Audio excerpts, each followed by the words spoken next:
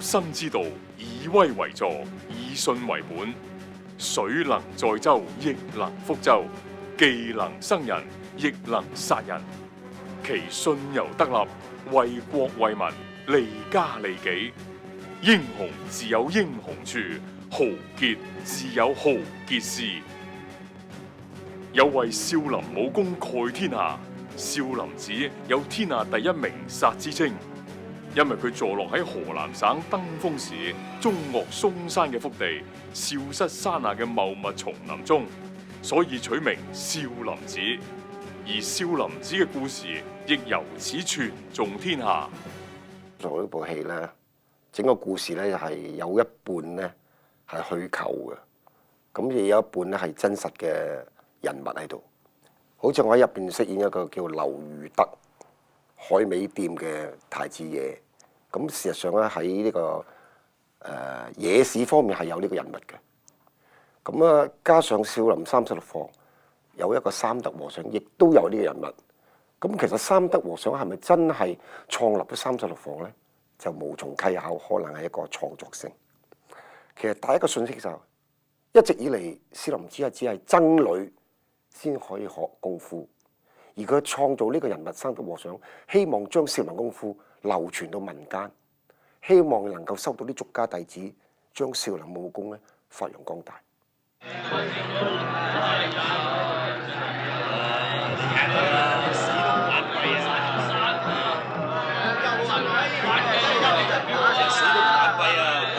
嗰個人死咗未咧？唉，成個係硬鮮鮮咁，梗係死咗啦！佢係英雄好漢。啊！你講咩話？冇嘢啊！你係佢哋嘅同黨。唐大人，唐大人，唐大人啊！你聽我講啊！呢個學生咧，佢唔係壞人嚟㗎，佢係長泰海味鋪嘅太子爺嚟嘅。哦，海味鋪嘅太子爺，因為清朝嗰種欺壓我哋漢人，而我係一個讀書仔咧，加上個先生搞革命嗰啲嘢，我參與咗，被逼要逃亡。而清朝咧，亦都將我家嚟抄家，令到我逃亡到少林寺去學功夫。但我心懷嘅壯志咧，念念不忘咧，就係反清復明。之後做一個和尚，冇可能反清復明，只能夠心態有咩咧？我希望創36房，去招攬出邊嘅俗家弟子去學功夫，而將呢個反革命呢種意識咧，交俾嗰啲俗家弟子。天下功夫出少林，少林武功據說起源於北魏年間，距今有1500年。以少林門派嚟講，可分為北少林同南少林。據傳說，南少林寺位於福建省莆田縣九連山，後來喺乾隆年間俾清兵放火燒毀。南少林寺被火燒之後，傳說有5名自僧逃出，創立豪門，從事反清復明之舉，人稱少林五祖。傳說中嘅南少林寺設有木人巷同18銅人陣，仲有培育少林武術嘅少林36房。我少林36房演個角色咧，就係由一個小子而演變成一個武術武學嘅宗師。當然我好開心啦，能夠參與呢個角色。但係之前我收到呢個劇本之後咧，我都會會揾啲書籍啊，即係野史啦。究竟呢個劉如德係咩人咧？同埋喺入邊所學嘅武功啊，其實都係劉家良導演佢去創造出嚟嘅，去編出嚟嘅。咁當然我同劉家良師傅一直都係以洪拳為主嘅武術去表現我哋嘅功夫。咁喺入邊咧，我哋盡量將刀槍劍拳術盡量喺36房。當然部戲冇可能介紹36個房啊嘅功夫啦，但係我哋比較簡化咗佢。同埋咧，劉家良導演佢有個意識係幾好嘅，就係唔係一定學刀槍劍擊學棍啊，學劍啊，或者學刀啊，就係代表一人嘅武功。其實入到少林寺，你有睇過《三十六房》咧？佢好多嘢係啟示咗好多學武之人，眼都係一種功夫，耳都係一種功夫，頭都係一種功夫，唔係一定揸武器嘅功夫。其實即係意思，一個人功夫係咩咧？可能唔係手腳，係意志。66歲嘅導演劉家良喺1950年加入影圈做臨時演員以及龍虎武師，曾經參演超過100部電影。75年首次執導電影《神打》，繼而執導呢部《少林36房》。劉家良係香港電影圈由武術指導升任導演嘅第一人。佢嘅電影手法係將武術同情節化為一體。曾經執導嘅作品包括《18般武藝》、《掌門》、《封侯》、《少林與武當》、《少林搭棚大師》。一直至嚟到而家2003年，佢從未讚過我一句，只係一見到就鬧。咁當然係我做錯嘢先鬧啦。譬如打得唔好就鬧，就算你打得叻都好啦，佢唔會話啊好嘢拍手掌，冇呢樣嘢喎，拍一拍你死仔啊！咁我覺得，因為佢係一種武夫嘅性格，佢對呢個細佬唔係一定話拍手掌或者美言學幾句就代表愛錫嘅細佬。我到今時今日先了解佢，我眼中嘅劉家良亦係我恩師啦，亦都係我嘅大佬啦。我由細至大都敬畏佢。我未拍戲之前，我係一直都係學緊劉家良嘅功夫。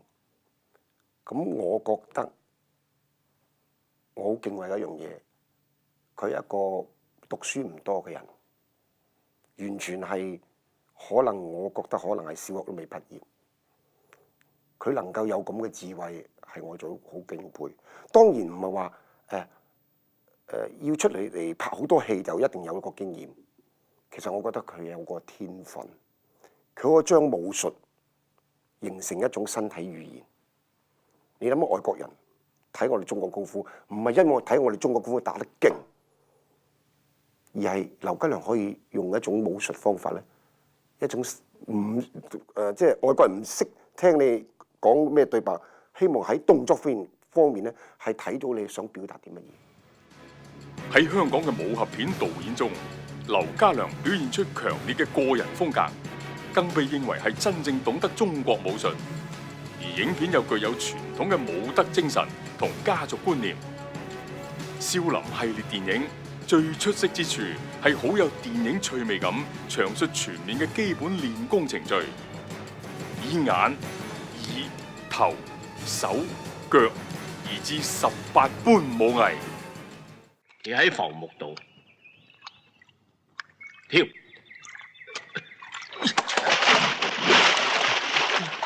擰轉身，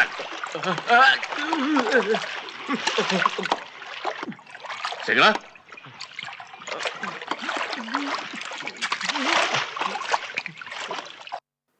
天下功夫出少林，少林武術係中華武術嘅重要組成部分。少林武術以實戰威猛、博大精深，早已隱喻天下。拳以自明，字以權顯。國家興亡，匹夫有責。鄭成功王爺喺台灣厲兵秣馬，係達子嘅心腹大患。滿清皇帝甚至下令遷徙沿海居民嚟防禦，可見老百姓都有老百姓嘅好處。何老師啊，如果鄭王爺用到我哋就好啦。梗會有咁嘅一日。你哋係咪想出一啲力呢？係啊。好。我作為劉家班一份子，個感覺壓力好大咯。因為點解以前未拍戲喺武館點打得唔好啊？係自己閂埋門自己知。當我將我學咗劉家良嘅功夫，我哋嘅拳術去表現俾全世界觀眾睇，我個負擔幾大？呢個係好大。身為我一份子覺得劉家班既然將劉家班唔以前喺武館只係教班徒弟，而家將武館呢種功夫發喺電影上做一個傳媒發揚全世界咧，更加要點講啊？更加唔可以疏忽。少林36房獲得第24屆亞洲影展最佳動作效果獎，亦係1978年香港10大賣座電影。亞洲週刊同來自兩岸三地嘅電影專家選出20世紀中文電影100強，100部電影中佔咗36部香港電影，少林36房係其中之一。究竟佢嘅成功因素喺邊呢？除咗故事去堆砌呢個人物，受觀眾去愛戴佢，你都要喺動作方面俾人信服。咁所以你覺得嗰陣時我哋拍所有拍劉家去，一個鏡頭打個鏡頭咧，起咁咪20幾招。呢20幾招唔係單打獨鬥，唔係1對1嘅，可能我十幾廿個武師，你嘅頭腦要記幾多嘢，同埋車軌 車軌，你每一招唔可以 double， 每招要打完個武師要去個武師，你個記憶力係幾犀利。況且羅嘉良嗰時係好中意長鏡頭打嘅，一個鏡頭打直落打十幾廿下，甚至30下都有。佢係要咩咧？要如果一個唔識功夫嘅演員係冇可能達到。技能生人者，扶人於危難，助人於困，解仇者之憂，決疑者之事，益強不得為惡，制暴不能為弱，以興正氣，以利世風。如果作為一個中意睇電影或者中意睇研究功夫人咧，我好希望去睇呢部戲，或者劇情方面佢哋未必係中意，去睇下以前嗰種拍攝方法。以前一個演員唔好理佢打得好唔好，點解會打得咁長嘅動作咧？佢咪練過咧？佢咪受過訓練咧？點解而家啲人拍啲動作片咁啲鏡頭咁短咧？當然係導演要求個畫面嘅力度啊！但係啲演員點解唔去學習以前啲基本嘢咧？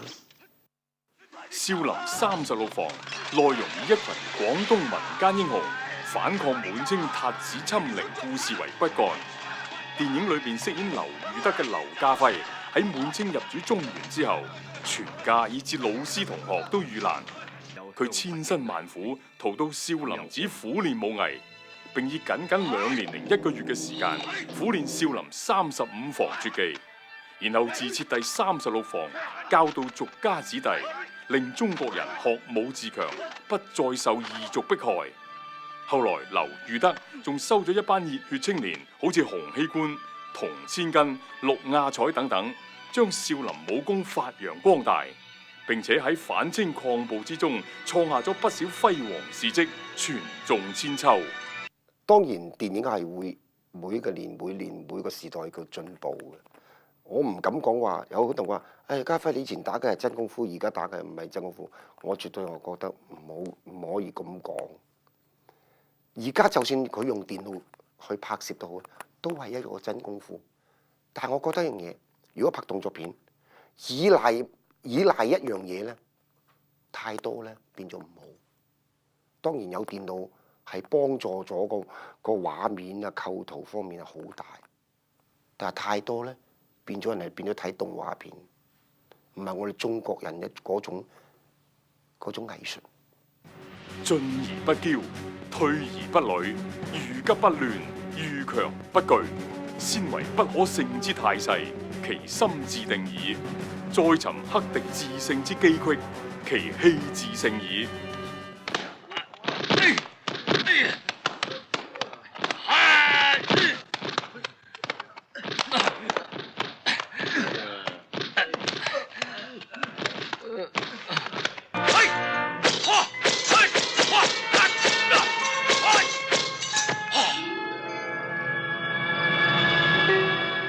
我唔敢講話俾幾多分，我覺得我喺呢部戲我真係盡咗我力量去做。我以前拍咁多部功夫片，我從未感覺話呢部戲我最滿意。其實最滿意係應該觀眾覺得滿意。少林36房呢個反清同練功嘅故事，顯然受到張徹1974年《洪拳與詠春》嘅啟發，而導演劉家良將角色練功細節拍得更豐富具體，例如跳浮木、敲鐘、練棍、三節棍對商業刀唔同嘅表現，都處理得另具特色。呢個充滿中國苦難時代嘅鋤強扶弱、康復正室嘅精神，喺電影手法嘅包裝底下，顯得格外有神髓。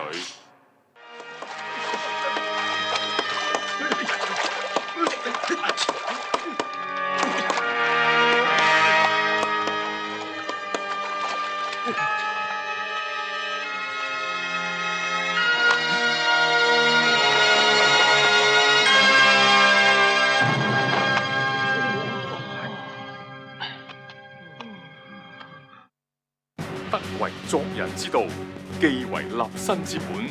智者不欺四海，強者不壓鄰鄉，交往不欺朋友，做事不壓弱貧。天下功夫出少林，少林功夫皆天下。